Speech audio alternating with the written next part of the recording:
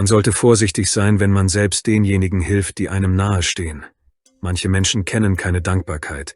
Sie glauben, dass jeder ihnen etwas schuldet und geraten bei einer Ablehnung in Rage. In extremer Form kann dies zu Gewalt und wirklich erschreckenden Taten sinnloser Grausamkeit führen. Alaska ist ein Land der Wildnis, das scheinbar vom Rest der Welt und deren Bösartigkeit und Grausamkeit isoliert ist. Die Lebensbedingungen hier sind jedoch ziemlich hart. Die örtliche Gemeinschaft ist eng verbunden. Die Menschen sind gezwungen, sich gegenseitig zu unterstützen und zur Hilfe zu eilen, sonst kann Gleichgültigkeit zum Tod führen. Das bedeutet jedoch nicht, dass gewalttätige Vorfälle in Form von Verbrechen hier nicht möglich sind, von denen die Gemeinde der größten Stadt des Staates, Anchorage, eine erlebte. Am Sonntagmorgen, dem 15. März 1987, wurden Cheryl und Paul Chapman durch einen Anruf in ihrem Haus geweckt. Die Frau hatte eine Schwester namens Nancy Newman, die an diesem Tag nicht zu ihrer Arbeitsschicht erschien. Sie war bereits mehrere Stunden zu spät und ignorierte alle Versuche, sie über das Haustelefon zu erreichen. Die Kollegen machten sich Sorgen und kontaktierten ihre Schwester. Die größte Merkwürdigkeit war, dass ihr Auto immer noch auf dem Parkplatz des Restaurants stand. Es schien verlassen zu sein. Die Verwandten der Vermissten, Cheryl und Paul, reagierten sofort auf den Anruf, packten ihre Sachen und fuhren zur Wohnung ihrer Schwester, um nachzusehen, ob alles in Ordnung war. Nancy hatte 2 Kinder, und es kam ihr seltsam vor, dass eine junge Mutter ohne Auto irgendwo hingegangen sein könnte, ohne jemandem davon zu erzählen, auch nicht den Verwandten. Das war untypisch für sie. Als die besorgte Schwester und ihr Mann in der Wohnung ankamen, merkten sie sofort, dass etwas nicht stimmte. Anscheinend waren weder Nancy noch ihre Töchter da. Zu diesem Zeitpunkt zog sie die 8-jährige Melissa und die 3-jährige Angela auf. Am merkwürdigsten war, dass Cheryl ihre vermisste Schwester zuletzt am Freitagabend besucht hatte. Sie tranken Kaffee und aßen Süßigkeiten, und alles schien normal zu sein. Cheryl benutzte einen Ersatzschlüssel und betrat die Wohnung. Die Schwester und ihr Mann fanden auf dem Küchentisch ein Bild, das wie ein unfertiges Frühstück aussah. Auf dem Tisch standen 2 halbleere Müslischalen und eine unfertige Kaffeetasse. Es sah so aus, als ob nichts aufgeräumt wurde, sondern die Sachen einfach hineingeworfen worden waren. Das passte nicht zu Nancy, die es mit der Sauberkeit in ihrer Wohnung sehr genau nahm. Cheryl sah auch das Metallgefäß, in dem ihre Schwester normalerweise das Trinkgeld aufbewahrte, das sie bei der Arbeit erhielt. Der Behälter war leer und wurde als Aschenbecher benutzt. Nancy rauchte, aber das Glas enthielt Zigarettenstummel einer anderen Marke, die sie normalerweise nicht benutzte. Sie hatte immer Münzen hineingeworfen, aber sie waren alle weg. Das Paar sah sich in der Wohnung um, aber niemand reagierte auf ihre Rufe, weder die Mädchen noch ihre Mutter. Cheryl fragte sich, warum sie alle verschwunden waren, musste aber zu ihrem Entsetzen feststellen, dass sie doch alle zu Hause waren, als sie mit ihrem Mann die Treppe zu Nancy's Schlafzimmer hinaufging. Die Frau lag blutüberströmt auf dem Bett, offensichtlich war sie tot. Paul und Cheryl eilten zu den Zimmern der Mädchen. Sie befürchteten das Schlimmste, und sie hatten nicht Unrecht. Hier wurden 2 weitere Leichen gefunden. Seit diesem brutalen Massaker an 3 Unschuldige war schon einige Zeit vergangen. Die schockierten Angehörigen riefen sofort den Notruf. Hatte man 3 unschuldige Menschen wegen ein paar Dutzend Dollar umgebracht? Innerhalb weniger Minuten nach dem Notruf wurde das Haus abgeriegelt. Zu diesem Zeitpunkt war Cheryl nach dem Blutbad, das sie gesehen hatte, hysterisch. Die Schlafzimmer der Kinder und ihrer Schwester sahen grauenhaft aus. Der Täter war so brutal vorgegangen, dass er sie fast zerfetzt hatte. Die Ermittler fanden ein erschreckendes Muster von Ultragewalt. Nancy Newman und die beiden Mädchen waren brutal zu Tode geprügelt und auch erwürgt worden. Eine gerichtsmedizinische Untersuchung war erforderlich, um die genaue Todesursache festzustellen. Die Kehle des jüngsten Kindes war aufgeschlitzt worden. Die Wände waren so stark blutverschmiert, dass die Farbe der Tapete nur schwer zu erkennen war. Die Opfer waren offensichtlich lange Zeit gefoltert worden, bevor sie hingerichtet wurden. Es gab auch Hinweise darauf, dass das älteste Kind und die Mutter vergewaltigt worden waren. Die Spurensicherung untersuchte den Tatort gründlich. Die Leiche von Nancy Newman wurde auf ihrem Bett gefunden, das Nachthemd bis über die Brust hochgezogen. Die meisten Hämatome und Schürfwunden befanden sich im Gesicht der Frau, das entstellt war. Die Nase war gebrochen. Verletzungen fanden sich an Kinn und Stirn sowie auf der Brust. Ein Kopfkissenbezug war um ihren Hals geknotet. Am Fußende des Bettes stand eine Kommode, auf der ein paar grüne Handschuhe lagen, die mit Blut getränkt waren. In ihrem Schlafzimmer lag die 8-jährige Melissa auf dem Boden. Sie war in ihrem eigenen Zimmer aufgeschlitzt worden und hatte es geschafft, in die Mitte des Zimmers zu gelangen. Das Mädchen war ebenfalls schwer verprügelt worden. Ein Kopfkissenbezug war benutzt worden, um ihre Hände zu fesseln, und der andere war verdreht und zur Strangulierung benutzt worden. Das Kind war ebenfalls schwer geschlagen worden, offenbar mit bloßen Händen. Ihre Beine waren an den Knien angewinkelt und ihre Kleidung und Unterwäsche unterhalb der Taille abgerissen, was auf eine mögliche Vergewaltigung schließen lässt. Die 3-jährige Angela Newman wurde mit aufgeschlitzter Kehle in einer Lache ihres eigenen Blutes in ihrem Schlafzimmer gefunden. Das Mädchen lag auf dem Boden und hatte eine tiefe Wunde an einem ihrer Arme, wahrscheinlich eine Verteidigungswunde. Ihr Nachthemd war bis über die Taille hochgezogen, aber sie war nicht vergewaltigt worden. Für alle eintreffenden Beamten war dies das brutalste Verbrechen in all ihren Dienstjahren, obwohl sie alle erfahren waren und schon viel gesehen hatten. Diese Geschichte ereignete sich in einer Stadt mit einem eher angespannten kriminellen Milieu. Es gab oft Überfälle, aber normalerweise waren es Raubüberfälle oder Schlägereien, die nicht durch ein so hohes Maß an Brutalität gekennzeichnet sind. Jetzt hatten es die Ermittler mit etwas mehr zu tun, etwas, das selbst die härteste Gemeinschaft von Menschen nicht gleichgültig lassen kann. Nach Angaben erfahrener Gerichtsmediziner zwang der Täter Melissa zunächst in das Zimmer ihrer Mutter. Dann wurde das Mädchen gezwungen zuzusehen, wie die Frau getötet wurde. Danach erhielt Melissa mehrere Schläge, dann wurde das Mädchen den Korridor hinuntergezerrt, wie die Blutstropfen auf dem Weg zu ihrem Zimmer bezeugen. Das Kind wurde gefoltert. Obwohl in den Zimmern der Opfer Blut und sogar Fremdkörper gefunden wurden, gab es nur wenige wirklich wertvolle Hinweise, die bei der Suche nach dem Mörder weiterhelfen konnten. Die Beweise deuteten darauf hin, dass jemand das Waschbecken, den Medizinschrank, die Badezimmerwand und den Bereich um die Toilette herum abgewischt hatte. Für die Sammlung der physischen Beweise musste jeder Raum in separate Bereiche unterteilt werden, die getrennt vom Rest untersucht wurden. Die Arten von Beweisen, die für die Untersuchung benötigt wurden, waren im Voraus festgelegt. Natürlich konnte jedes noch so kleine Detail von Wert sein und die Ermittlungen zur Ergreifung des Mörders, der weder die Frau noch die Kinder verschonte, voranbringen. Eine große Hilfe in diesem Fall waren die ersten Zeugen, die Schwester und ihr Mann, die am Tatort des Massakers kaum Unordnung reingebracht haben. Sie riefen sofort die Polizei. Nun waren die Kriminalisten an der Reihe, die mehr als ein Dutzend Stunden in diesen blutigen Räumen verbrachten. Bei einer solchen Arbeit ist es notwendig, jedes Körnchen zu analysieren, das in einer Ecke oder auf den Polstern der Möbel zu finden ist. Alle Räume wurden in kleine Bereiche unterteilt und abgesaugt. Für solche Aufgaben wird ein spezieller Staubsauger verwendet, der einen sehr kurzen Schlauch hat. In dem Behälter, in den der gesammelte Schmutz fällt, befinden sich spezielle Filter. Jede so gewonnene Probe wird versiegelt und in einen speziellen Behälter für physische Beweismittel gelegt, damit im Labor mit ihr die Kriminaltechniker arbeiten können. Die Methode ist sehr aufwendig, vom Zusammenstellen bis zum Vergleich der gefundenen Materialien. Die Gerichtsmediziner testeten die Räume auch mit Luminol, das selbst kleinste Blutstropfen zum Blinken bringt. So konnten sie einen blutigen Abdruck des Messers finden, der in Form und Größe zu einem der Küchenmesser passte. Es gehörte eindeutig Nancy, da es in ihrer Ausrüstung fehlte. Das gewöhnliche Besteck wurde als Mordwaffe zumindest des jüngeren Mädchens angesehen. Die Mutter war offenbar durch die Waffe eingeschüchtert. Es gab tatsächlich eine Verletzung an Nancys Arm, die wie ein Messerabdruck aussah. Die Gerichtsmediziner glauben, dass die Familie beim Frühstück in der Küche überrascht wurde, woraufhin das Blutbad begann. Dies könnte auch darauf hindeuten, dass der Mörder seine Opfer kannte, da er sich ungehindert Zugang zum Haus verschaffen konnte. Es wurde aber auch durch das Ausmaß der Gewalttätigkeit bestätigt.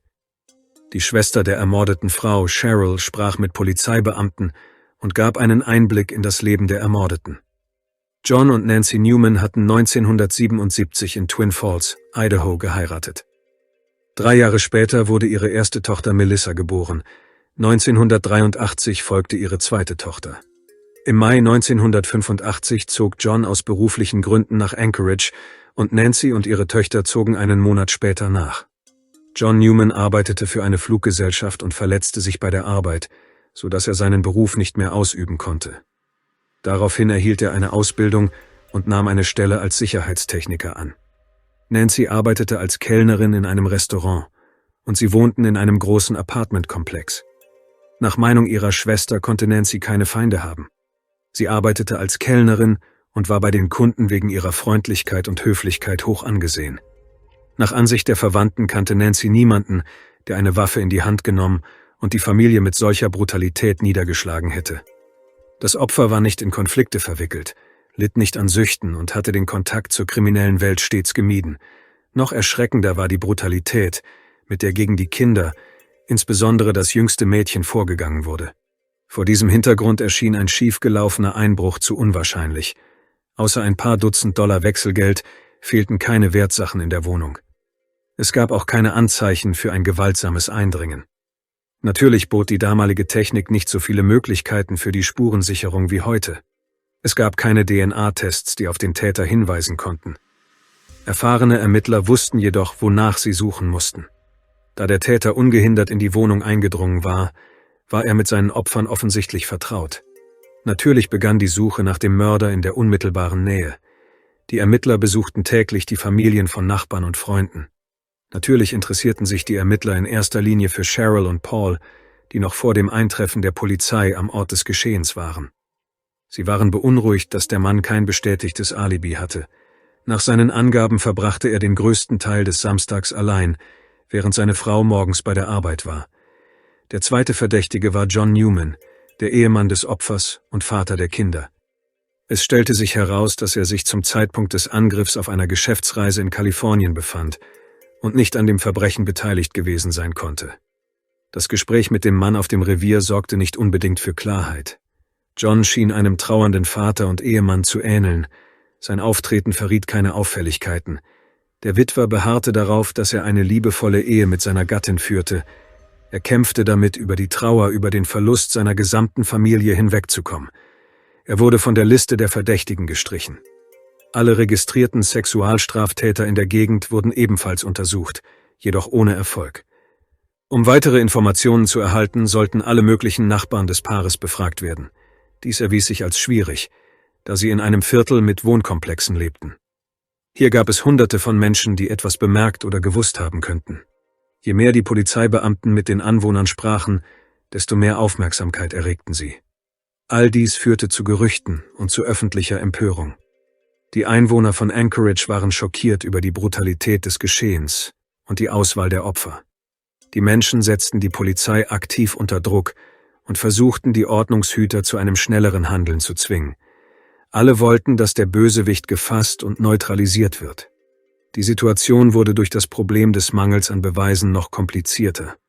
Es bestand Bedarf an Hilfe und einem psychologischen Profil des Täters. Für die Ermittlungen war es wichtig, schnell zu handeln, bevor der Verbrecher erneut zuschlug. Also wurden FBI-Agenten hinzugezogen. Die Polizeibehörde von Anchorage wandte sich an die Abteilung für Verhaltenswissenschaften in Quantico, Virginia. Spezialagent Jai Ray, ein Profiling-Agent mit umfassender Erfahrung auf diesem Gebiet und mehrfach an der Festnahme der gefährlichsten Verbrecher in den Vereinigten Staaten beteiligt, wurde mit den Ermittlungen betraut. Ihm wurden Fotos vom Tatort zur detaillierten Auswertung sowie alle eingegangenen Berichte zur Verfügung gestellt. Nach Ansicht des Agenten hatten es die Polizeibeamten mit einer Person zu tun, die ein sehr geringes Selbstwertgefühl hatte, was sich unter anderem in der Unordnung am Tatort widerspiegelte. Der Täter war wahrscheinlich der jüngste der Geschwister in der Familie und wurde misshandelt. Es wurde vermutet, dass es sich um einen Mann handelte, der lange Zeit abgelehnt worden war, und das Blutbad war für ihn eine Möglichkeit, die Gesellschaft zurückzuweisen. Der Missbrauchstäter hatte die Kontrolle über sich selbst verloren. Der Agent glaubte, dass der Mörder die Familie kannte und möglicherweise von Nancy abgelehnt wurde. Diese Schlussfolgerung zog er aufgrund der Schläge auf ihr Gesicht, die in der Regel nicht nur auf starke Wut, sondern auch auf enge Vertrautheit hinweisen. Dies war die Art und Weise, wie der Täter Nancy und die Mädchen demütigen wollte.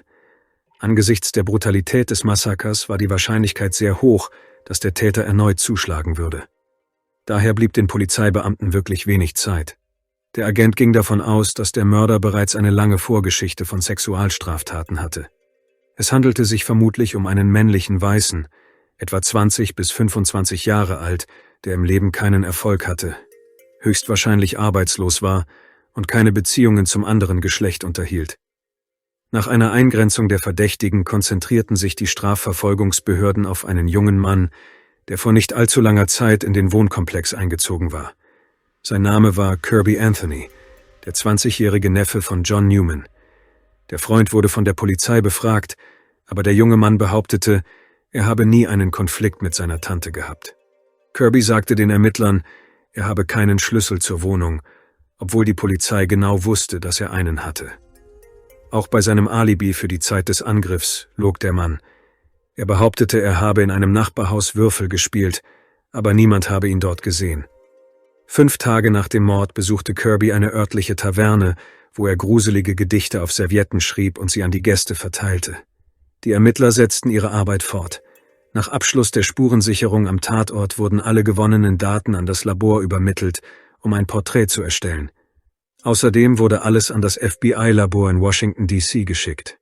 Ein Haar- und Faserexperte analysierte die Proben aus dem Staubsauger, um mikroskopische Spuren des Mörders zu finden. Es gab viel zu tun, denn in der Wohnung der Newmans waren zahlreiche Beweise gesammelt worden. Dazu gehörten auch Proben von Angehörigen und Freunden der Opfer sowie von allen möglichen Verdächtigen.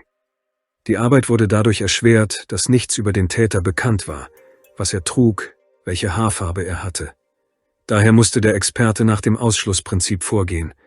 Während der Sachverständige aus Washington mit seiner Arbeit allmählich vorankam, forderten die Ermittler aus Anchorage erneut den damals einzigen Verdächtigen, den 20-jährigen Kirby Anthony, zur Vernehmung auf. Zu diesem Zeitpunkt war es möglich, ein wenig über sein Leben zu erfahren. Der am 23. Dezember 1963 geborene Kirby Anthony war das jüngste von 5 Kindern eines Lkw-Fahrers und einer Kellnerin. Der Vater war ein gewalttätiger Mann und schlug seine Mutter und seine Kinder immer wieder. Anthonys kriminelle Vergangenheit begann im Alter von 14 Jahren mit einer Anklage wegen Einbruchs. Er wurde für 1 Jahr zur Bewährung ausgesetzt. Im Februar 1979 versuchte Anthony, ein Gebäude zu sprengen und die Schule in Brand zu setzen. Er wurde für 2 Wochen in die Jugendstrafanstalt von Twin Falls County eingewiesen. Nachdem er erwachsen geworden war, zog der junge Mann vor 1,5 Jahren mit seiner Freundin Rose aus Idaho zusammen. Sie lebten eine Zeit lang beim Onkel des jungen Mannes, aber nach einer Weile wurden sie wegen seines seltsamen Verhaltens gebeten, auszuziehen. Beide fanden Arbeit bei einem Fischereibetrieb, aber leider funktionierte die gemeinsame Arbeit nicht. Das Paar trennte sich. Nach diesen Ereignissen wurde das Verhalten des jungen Mannes immer instabiler, was allen Kollegen auffiel. Am 14. Februar 1987 wurde er entlassen, weil er einen Streit mit einem anderen Arbeiter provoziert hatte. Er kehrte allein zu seinem Onkel zurück. Der junge Mann konnte nirgendwo unterkommen. John war gezwungen, ihn bei sich aufzunehmen und war selbst nicht begeistert von dieser Idee. Es wurde bekannt, dass der Vater der Familie über die Rückkehr seines Neffen verärgert war. Vor allem Nancy beschwerte sich ständig über ihn, was die Atmosphäre in der Familie verdarb. Sie glaubte, dass der Mann eine Gefahr für die Mädchen darstellte, obwohl diese nichts von seiner gewalttätigen kriminellen Vergangenheit wussten. Daher wurde der junge Mann nach einigen Wochen erneut aufgefordert, auszuziehen. Der junge Mann wurde wütend und ging zu einem Bekannten, der in der Nähe des Wohnkomplexes der Newmans wohnte. Kirby wurde den Ermittlern zunehmend verdächtig. Die Strafverfolgungsbehörden konzentrierten ihre gesamten Bemühungen auf ihn. Einer der Ermittler, der Kirby über die Geschehnisse informieren sollte, erinnerte sich, dass der junge Mann sich ziemlich seltsam verhielt. Er griff sich in die Haare, begann zu weinen und sogar zu stöhnen, aber seine Augen waren trocken, tränenlos, schienen sogar leer zu sein. Endlich war die Arbeit abgeschlossen. Es konnte festgestellt werden, dass der Überfall am Samstag, dem 14. März 1987, zwischen 7 und 10 Uhr morgens stattfand. Zu dieser Zeit frühstückten die Kinder mit ihrer Mutter in der Küche. Nancy hatte gerade eine Tasse Kaffee getrunken und die Mädchen hatten begonnen, Müsli mit Milch zu essen, als sie angegriffen wurden. Nun beschloss Kirby, sich wieder zu melden. Bei der ersten Begegnung mit der Polizei gab der Mann zu, dass er am Samstagmorgen von einer Party zurückgekehrt war, auf der er viel getrunken und mehrere illegale Substanzen auf einmal konsumiert hatte.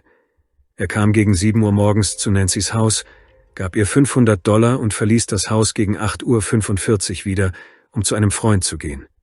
Kirby sah nichts Verdächtiges und die Familie war noch am Leben, als er das Haus verließ. Die Ermittler waren jedoch der Meinung, dass der Verdächtige genug Zeit hatte, um den Mord zu begehen. Seine Freunde haben nicht bestätigt, Kirby an diesem Tag gesehen zu haben. Zur gleichen Zeit war der Faserexperte in Washington tätig. Es handelte sich um eine noch nie dagewesene Aufgabe, für die die modernste Ausrüstung der damaligen Zeit eingesetzt werden musste. Der Spezialist verwendete 2 Elektronenmikroskope, die durch eine optische Brücke verbunden waren. In das eine Gerät wurde ein bekanntes Haar eines Familienmitglieds oder eines Verdächtigen gelegt, in das andere die zu untersuchende Probe. Beide wurden dann bei verschiedenen Vergrößerungen miteinander verglichen.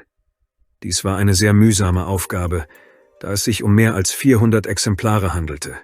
Nach Angaben des Spezialisten waren einige von ihnen kontaminiert, was die Arbeit sehr erschwerte. Der Tag vor der Tragödie war keine Ausnahme, so dass am Tatort nur relativ frisches Material gefunden werden konnte, darunter auch Haare, die der Mörder zurückgelassen hatte. Die gesamte Arbeit der Agenten und Ermittler konzentrierte sich auf diese Art von Beweismitteln. Ein Sachverständiger konnte in einem Staubsauger vom Tatort Schamhaare mit Läuserückständen finden, die zu einem wertvollen Beweisstück wurden. Die Polizei beschaffte den von Kirby benutzten Waschlappen und begann auch andere mögliche Verdächtige zu überprüfen, die wegen schweren Taten vorbestraft waren und einen Befall mit Parasiten sexuell übertragbarer Art hatten. So konnten sie die Suche auf 12 Personen eingrenzen, die kurz vor den Ereignissen aus dem Gefängnis entlassen worden waren und in der Nähe der Familie Newman wohnten. Jeder von ihnen wurde auf dem Revier befragt, aber es war wieder Kirby, der das meiste Interesse auf sich zog. Die Ermittler versuchten ihn auch bei der kleinsten Lüge zu entlarven. Er schien allmählich zusammenzubrechen. Der Mann war sichtlich nervös, aber er beharrte auf seiner Geschichte. Als Ergebnis der Verhöre wurde er um Haar- und Blutproben gebeten, die sofort nach Washington geschickt wurden. Es wurde sofort festgestellt, dass er genau dieselben Schamläuse hatte, was als echter Durchbruch in dem Fall angesehen wurde. Sein Waschlappen, der in der Wohnung des Opfers gefunden wurde, erwies sich ebenfalls als mit Schamläusen befallen. Bei der Befragung gab der junge Mann zu, dass er sich dort kurz vor den tragischen Ereignissen gewaschen hatte, bevor er aus dem Haus seines Onkels ging. Ein Kriminalist aus Washington, D.C., stellte nach der Überprüfung eines neuen Stapels von Beweismitteln fest, dass sie alle zu ein und derselben Person gehörten. Nach der Analyse von Kirbys Vergangenheit erfuhren die Ermittler, dass er auch ein Verdächtiger bei dem Angriff auf die 12-jährige Daha war. Das Mädchen wurde schwer geschlagen und vergewaltigt. Wie durch ein Wunder überlebte sie, verlor aber das Augenlicht auf einem Auge und das Gehör auf einem Ohr und erlitt ein schweres Schädeltrauma durch stumpfe Gewalteinwirkung auf ihren Kopf. Aufgrund der Schwere ihrer Verletzungen war sie nicht in der Lage, ihren Angreifer zu identifizieren. Alle Beweise deuteten auf Kirby hin, doch aus irgendeinem Grund wurde er nie für die Tat verurteilt. Die Polizei vermutete auch, dass Kirby mit 2 Fällen von Mädchenmorden in Verbindung stand. Es konnten aber nicht genügend Beweise gesammelt werden, um seine Schuld zu beweisen. Der junge Mann gab zu, im Jahr 1982 einen bewaffneten Raubüberfall begangen zu haben, bei dem er eine ältere Frau im Rollstuhl angriff und ihr mit einem Gaskanister ins Gesicht sprühte. Kirby widerrief später sein Geständnis und wurde nicht wegen des Überfalls verurteilt. In seiner kriminellen Vergangenheit wurde er 3-mal wegen Einbruchs, 3-mal wegen Diebstahls und 1-mal wegen ordnungswidrigen Verhaltens verhaftet. Die Ermittler erfuhren auch, dass er 3 Ex-Freundinnen geschlagen und gestalkt hatte. Aber er wurde nie wegen Sexualdelikten belangt, da alle Anklagen während der Ermittlungen fallen gelassen wurden. Die Haare des Verdächtigen wurden überall in der Wohnung gefunden, auch auf den Betten der Kinder und der Mutter. Außerdem wurden Fasern, die dem Schnurrbart des Hauptverdächtigen ähnelten, auf Nancys Gesicht gefunden. Alles deutet darauf hin, dass er sehr engen Kontakt mit der Verstorbenen hatte. Der einzige Grund, warum es dazu kommen konnte, war der brutale Angriff, der den 3 Opfern das Leben kostete. Der mutmaßliche Mörder war noch nicht verhaftet worden, wurde aber in der ganzen Stadt verfolgt. Die Strafverfolgungsbehörden waren zuversichtlich, dass er sich früher oder später bei einem seiner Freunde oder Bekannten verplappern würde, um ein Geständnis zu erhalten. Diese Bemühungen zahlten sich aus. Kurze Zeit später gestand Kirby einem seiner Bekannten, dass er in den Tod der 3 Opfer verwickelt war. Außerdem arbeitete seine eigene Mutter in einem Restaurant. In dem Glas, in dem der Täter den Zigarettenstummel hinterlassen hatte, befanden sich nur Münzen. Den Ermittlern fiel auf, dass Kirby regelmäßig mit Centen bezahlte. Dies war bei weitem nicht der einzige Hinweis auf verdächtiges Verhalten und nur eines der vielen Indizien, die gegen ihn vorlagen. Am Tatort wurden zahlreiche direkte Beweise gefunden, darunter eine große Anzahl blutiger Fingerabdrücke, die mit den Proben des Hauptverdächtigen übereinstimmten. Nach nur einem Monat der Ermittlungen hatten die Strafverfolgungsbehörden alle anderen Verdächtigen außer Kirby verworfen. Nachdem sie eine solide Grundlage an Beweisen gesammelt hatten, wurde schließlich ein Haftbefehl erwirkt. Er zog jedoch einfach aus seiner neuen Wohnung aus und begab sich auf die Flucht. Der Verdächtige erklärte seinem Freund, der das Zimmer gemietet hatte, dass es sich nicht lohne, zur Polizei zu gehen. In Anbetracht der Wutausbrüche und des Jähzorns des Täters tat der Freund dies zwar nicht sofort, rief aber einige Zeit später die Polizeistation in Anchorage an. Die Fluchtrichtung war eigentlich klar. Nur wenige 100 Kilometer von diesem Ort entfernt lag die kanadische Grenze. Von der Stadt trennte sie eine endlose Wildnis mit vielen Möglichkeiten, sich vor Verfolgern zu verstecken.